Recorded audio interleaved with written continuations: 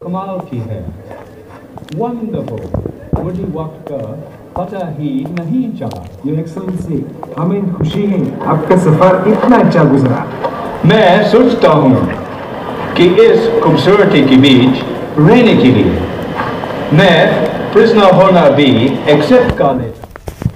Yes Indeed, ये prisoner लोग इस खूबसूरती की नहीं देखते, वरना इस टापू को प्रिजन नहीं बहिष्ट समझते। आप ठीक कहते हैं सर।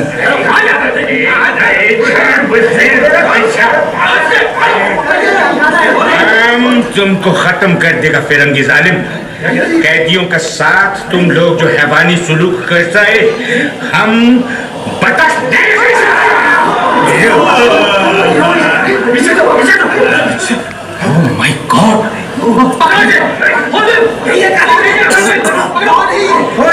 ये शेर अली है, सजा याफ्ता कैदी, सजा में रियायत पाकर नाई की दुकान चलाता है।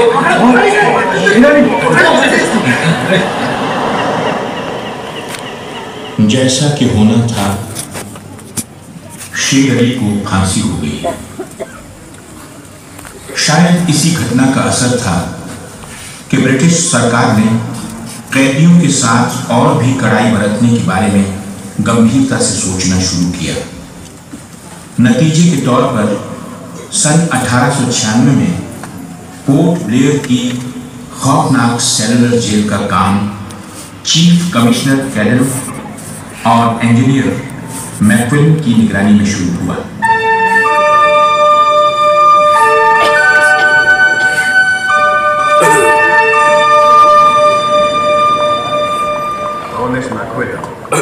आपकी जांच पूरी हो गई? यस सर, हमने पूरे टापू का मुआयना कर लिया है। जो आपके हिसाब से जेल कहाँ बनेगी? सर, इसलिए मैंने आपको यहाँ आने की तकलीफ की है। मेरी राय में जेल इस जगह बने तो अच्छा रहेगा। इस पहाड़ी पर? जी सर, हम इस पहाड़ी को पूरब की तरफ ऊपर से काट कर समुद्र से 60 फुट की ऊंचाई पर मैदान बना देंगे। इससे दो फायदे होंगे। जेल के लिए जगह निकल आएगी और पहाड़ी काटने से जो मिट्टी मालवा निकलेगा उससे हम नीचे की दलदल को भरकर ऑफिसर्स के लिए टेनिस और क्रिकेट खेलने का मैदान और जिम का क्लब बना सकेंगे। स्प्लेंडेड। इसमें टाइम कितना लगेगा? सर, हमारा अंदाजा 3 साल का है और खर्च, सामान, मजदूरी और दूसरे खर्च मिलाकर जेल बनाने की लागत करीब 5.25 लाख रुपए बैठेगी। कितने प्रिजनर्स के वास्ते? सर, एक वक्त में करीब 700 कैदी। ऑलराइट मिस्टर मैक्विलन, मैं ऑर्डर जारी करता हूँ। आप काम शुरू करेंगे और मुझे रेगुलर रिपोर्ट देंगे। Yes sir. और इस तरह ईंट दर ईंट इस दैत्याकार जेलखाने की शक्ल पोर्ट ब्लेयर की इस पहाड़ी पर उभरने लगी। इंसान को कोठरियों और कटघरों में कैद करने की साजिश को कामयाब बनाने में सैकड़ों हजारों इंसानों को मजबूर किया गया।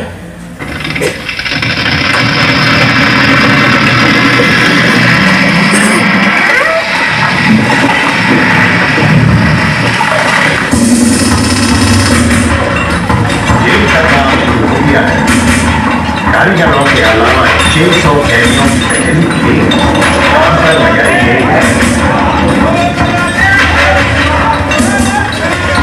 जरूरत पड़ने पर हम पड़ोस के टापुओं से और कैदियों को मंगवा लेंगे।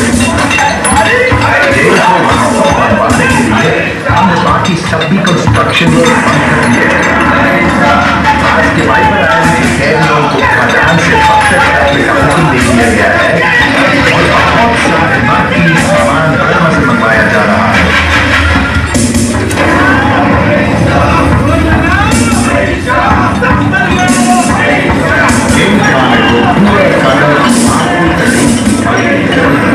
इसका हमें अफसोस है, लेकिन काम स्टाइल के साथ जाएगा।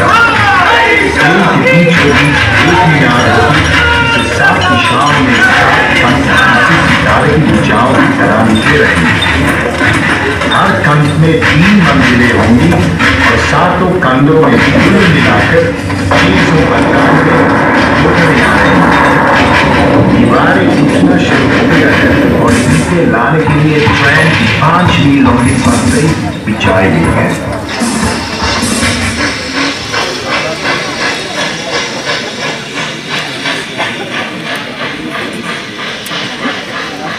जेल को बनाने में कोई 3 करोड़ ईंटें इस्तेमाल की गई।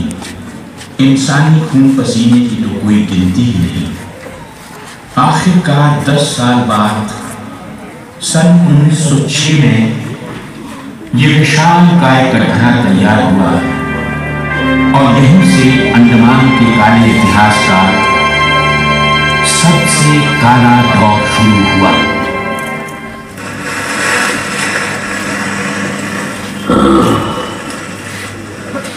सच कहते हो, आज भी उसे याद करके मुझे झुरझुरी सी आ जाती है। तुम कौन हो भाई?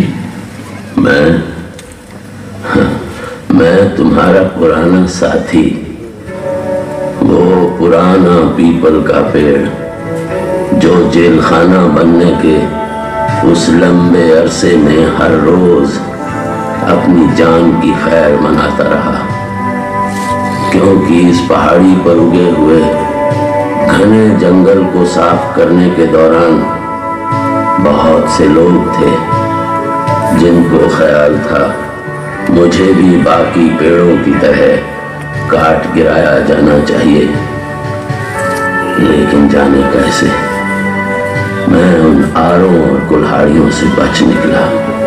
तब तो तुमने इस जेल में आने वाले प्रेमियों को पहले दिन से देखा होगा।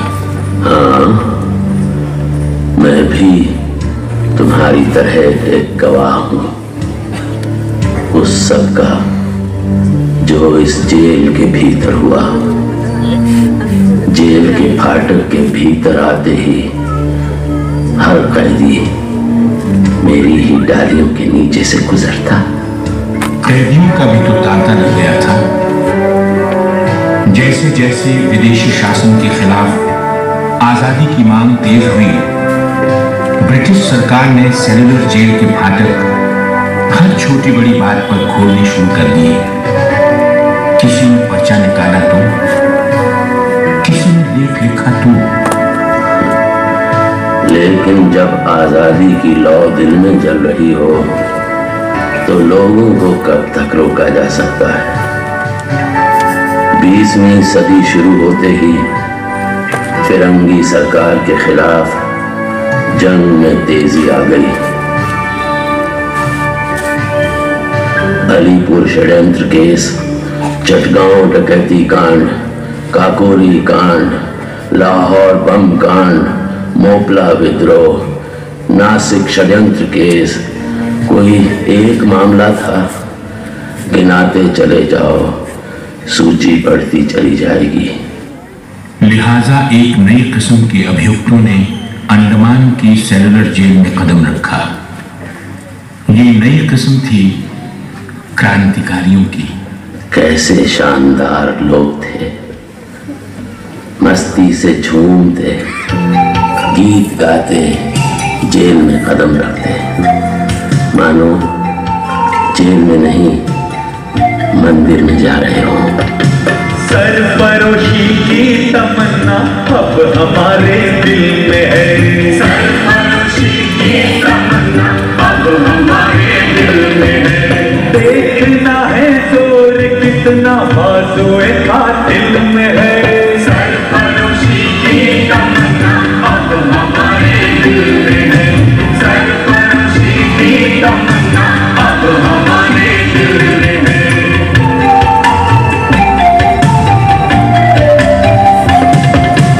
वक्त आने पर बता देंगे तुझे है आसमां। वक्त आने पर बता देंगे तुझे है आसमां। हम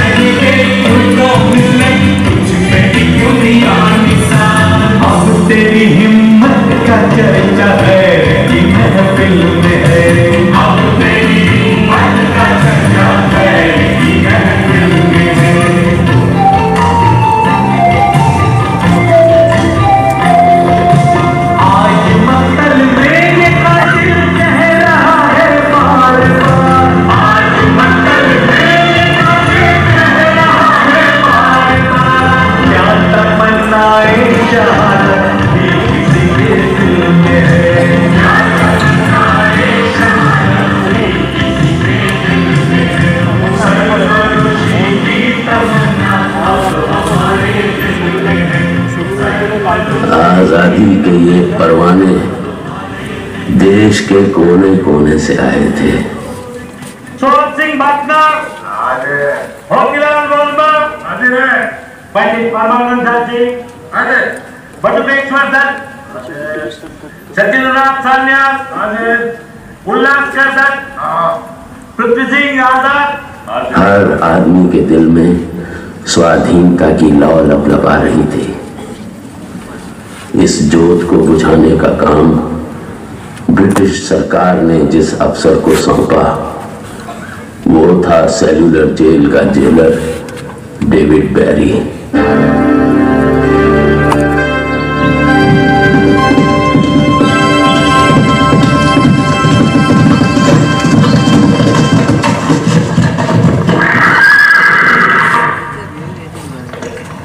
जमादार जी हुजूर। नया कैदी लोग आया? जी सरकार, सब इधर लाइन से खड़े। ठीक है।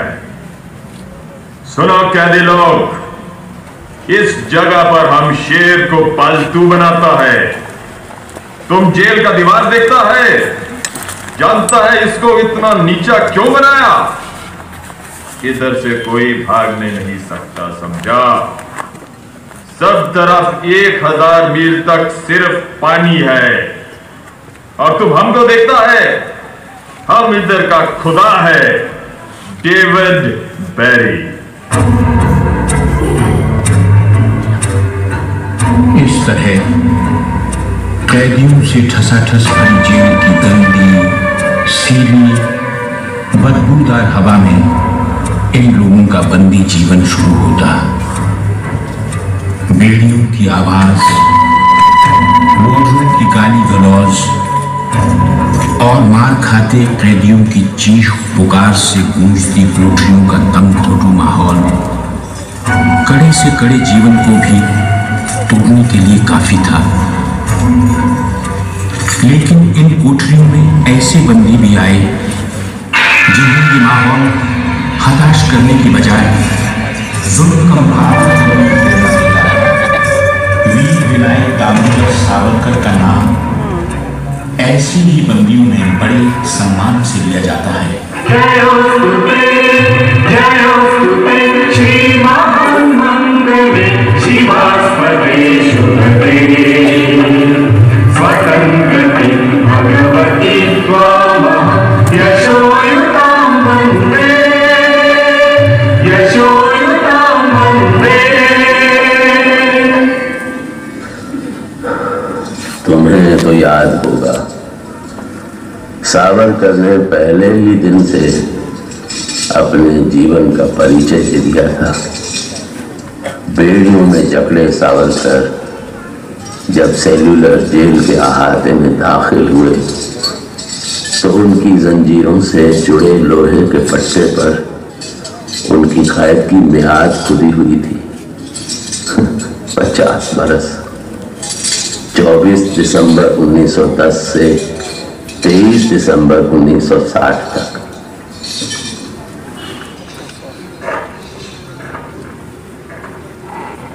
वेल सावरकर, तुमको 2 बार का उम्र कैद को सजा मिला है।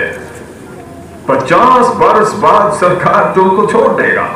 मिस्टर बैरी, तुम्हें विश्वास है कि तुम या तुम्हारी सरकार 50 बरस यहाँ रह पाएगी? सावरकर को इस बात में रत्ती भर शक नहीं था कि आजादी की जो लपटें हिंदुस्तानियों के मन में धड़क रही हैं उन्हें अंग्रेज अब बुझा नहीं सकेंगे और जल्द ही उन्हें जाना होगा। इसी प्रबल विश्वास के बल पर सावरकर 10 बरस का लंबा अरसा सेल्यूलर जेल की एक ही कोठरी में काट सके। उन्हें बहुत ही खतरनाक कैदी करार देते हुए इतने कड़े पहरे में रखा गया था कि उनके भाई गणेश को 2 बरस तक ये नहीं पता चल पाया कि वीर सावरकर भी उनके कदमों पर चलते हुए सेल्यूलर जेल में आ पहुंचे हैं, जहां बरसों की तकलीफें, जेलर और वार्डरों के जुल्म, कड़ी मेहनत और निजात, अकेलापन, जेल की 13 फुट लंबी और 7 फुट चौड़ी कोठरी में सिमट कर रह जाता है। 7 में से 4 खंडों की कोठरियों में तेल निकालने की मशीनें लगी हुई थी।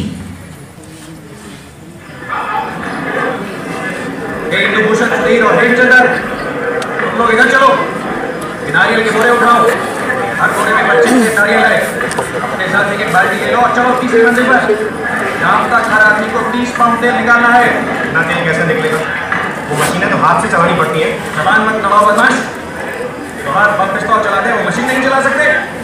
चलो जल्दी करो, हाथ कर जाओ और काम पूरा करो। अब तुम लोग उधर चलो जंगल काटने।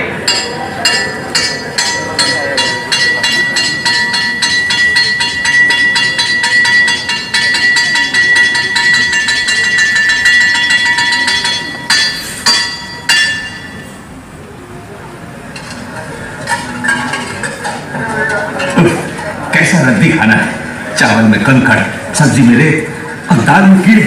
खाना क्या है, घास फूस है।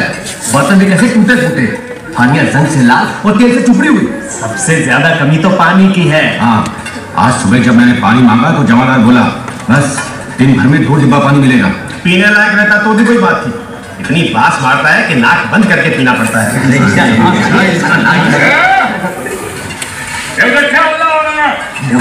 आ गया पैरी का चमचा, उन्हें का पट्टा मिर्जा खान, पूरा यमदूत है यमदूत। अरे आराम खोलो, सुना नहीं क्या कहा मैंने?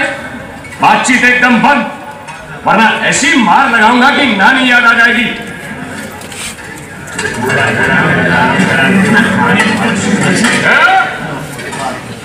आप भीड़ का लगा रखिए, लाइन बनाओ। तो खाना भी चैन से नहीं खाने देता है। आ गया कैदियों की रोटियां छीने। फिर बात की तुम लोगों ने, तुम ऐसे नहीं मानोगे। लो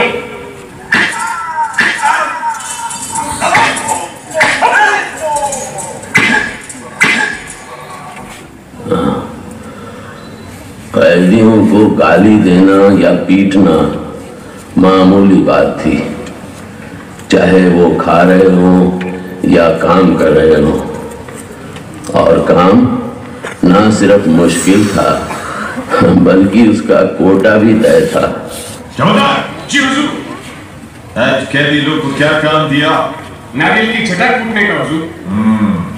कितना काम पूरा हुआ? अभी देखता हूँ साहब। नहीं, तुम नहीं देखेगा, हम देखेगा। हमारा कुर्सी लगाओ। जी हुजूर।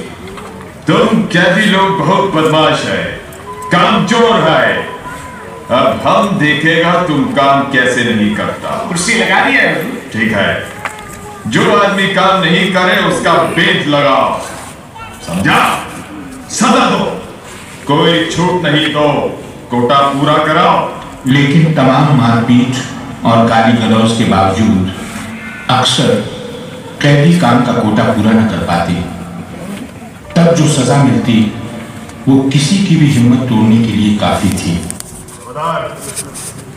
इसको 2 दिन तक टाट का वर्दी पहना, कल से इसका खाना बंद, सिर्फ 2 कप कंजी दो। ये पहला बार काम नहीं पूरा किया, इस वास्ते इसको 1 हफ्ता हथकड़ी में रखो।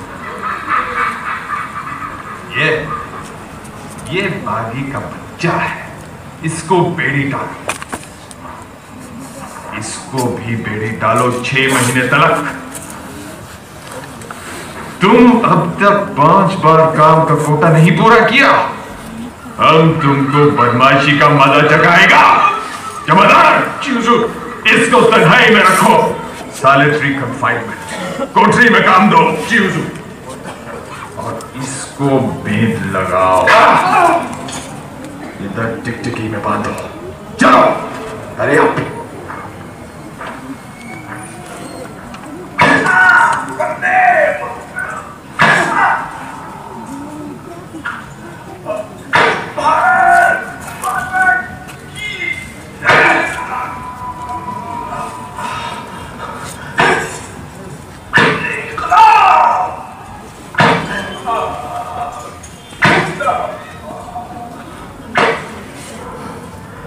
सजा की कोई सीमा नहीं थी, लेकिन सजा से भी ज्यादा काम और काम का कोटा कैदियों पर भारी पड़ता। खास तौर पर जब कैदियों को तेल के कोलू में जोत दिया जाता। उल्लासकर दत्त ने इस सारी तकलीफ की दिल को छू लेने वाली तस्वीर खींची है। हमारे गांव में तेल के कोलू में बैल जोते जाते हैं और वो भी दिन भर में 10-12 सेर से ज्यादा सरसों का तेल नहीं निकाल पाते। जेल में मुझे 2 और कैदियों के साथ बैल की जगह जोत दिया जाता और हमें शाम तक 1 मन नारियल का तेल निकालने का काम सौंपा जाता। जमादार हमें दौड़ने पर मजबूर करते और रफ्तार धीमी होने पर कोड़े मारते। हर रोज जाने कितनी बार हम लड़खड़ाते, गिरते और मार खाते, और यही सिलसिला वर्षों जारी रहा। लश्कर, 1 हफ्ते से तुझे कह रहा हूं कि अपना खाना मुझसे मिल बांट कर खाया कर, लेकिन ऐसा लगता है तू सीधी तरह से नहीं मानेगा। तुमसे मिल बांट कर खाऊं तो मेरे लिए क्या बचेगा? तुमको तो मिलता है खाना, मैं नहीं दूंगा। नहीं देगा कमीने? नहीं दूंगा। तो ले कुत्ते, अब डंडे खा। जा, मैं काम नहीं करता। काम तो तेरा बाप भी करेगा। हुजूर ये काम करने से इनकार करता है। क्यों काम नहीं करेगा?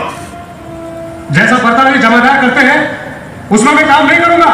बदमाश, तुम साला खेल के मैदान में नहीं जेल में है। इधर का डिसिप्लिन का खिलाफ जाएगा तो हम तुमको टुकड़ा टुकड़ा कर देगा।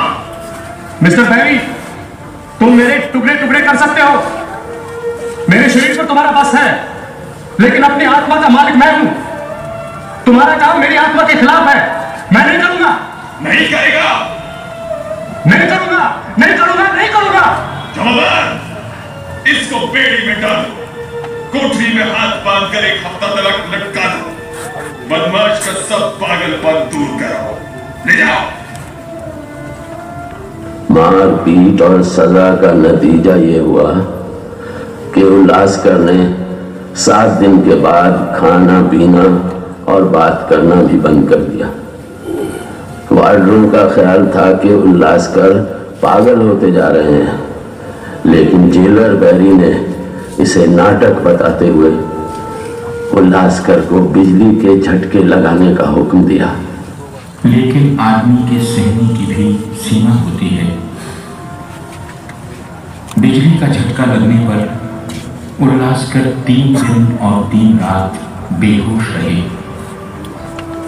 होश आने पर उन्होंने फांसी लगाकर इस सारी तकलीफ से छुट्टी पाने की कोशिश की, मगर वार्डन ने ऐन वक्त पर उन्हें रोक लिया। उसके बाद डॉक्टर को बुलाया गया।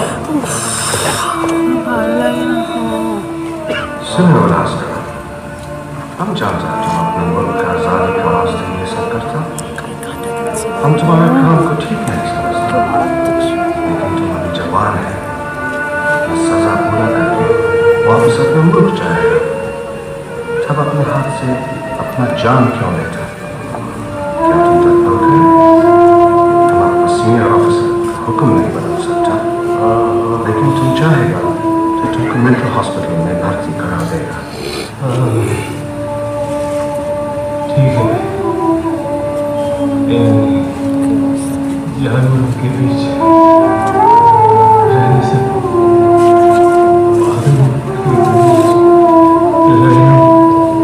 बेहतर होगा।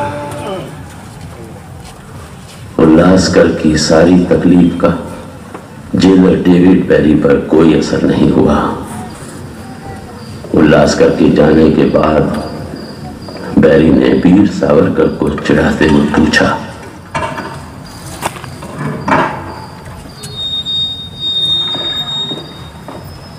क्यों सावरकर, तुम क्या पागलपन का बहाना करेगा?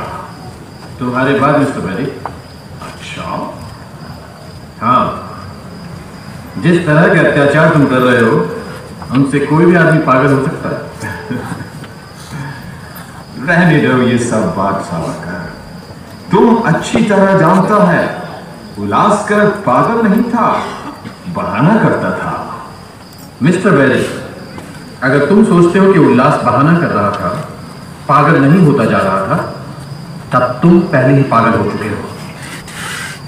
ये सब अत्याचार बंद करो वरना हमारे सामने स्ट्राइक के अलावा और कोई रास्ता नहीं बचेगा। छूट नहीं, रियायत नहीं तो काम नहीं। छूट नहीं, रियायत नहीं तो काम नहीं। हमारी मांगे पूरी करो, हमारी मांगे पूरी करो। इनकलाब जिंदाबाद, इनकलाब जिंदाबाद, इनकलाब जिंदाबाद। हल्दियों को छोड़ दो, छोड़ दो, इनकलाब जिंदाबाद, इनकलाब जिंदाबाद।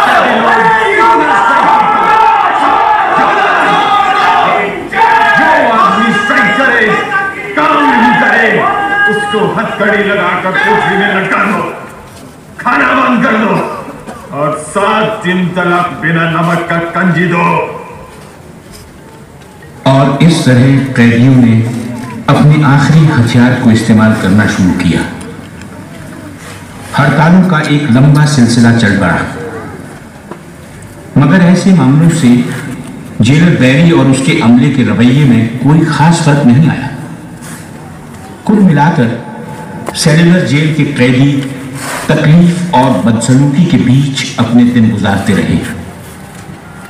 बंदी घर की इस मनहूसियत और अकेलेपन ने कैदियों के दुखते हुए अंगों और जलते हुए दिलो दिमाग पर किसी चिड़िया की चहक मरहम का काम करती, किसी मेंढक का टर्राना संगीत जैसा मालूम होता। एक सुख का स्मरण न करना कृतज्ञता होगी। वो सुख था बुलबुल पक्षियों की चहक, उनका मधुर स्वर, उनके झुंड कल कल करते नारियल के टुकड़ों पर टूट पड़ते। गंभीर विचारों से मुक्ति पाने के लिए मैं मन को बलपूर्वक इन बुलबुलों की चहक में लगाए रखता।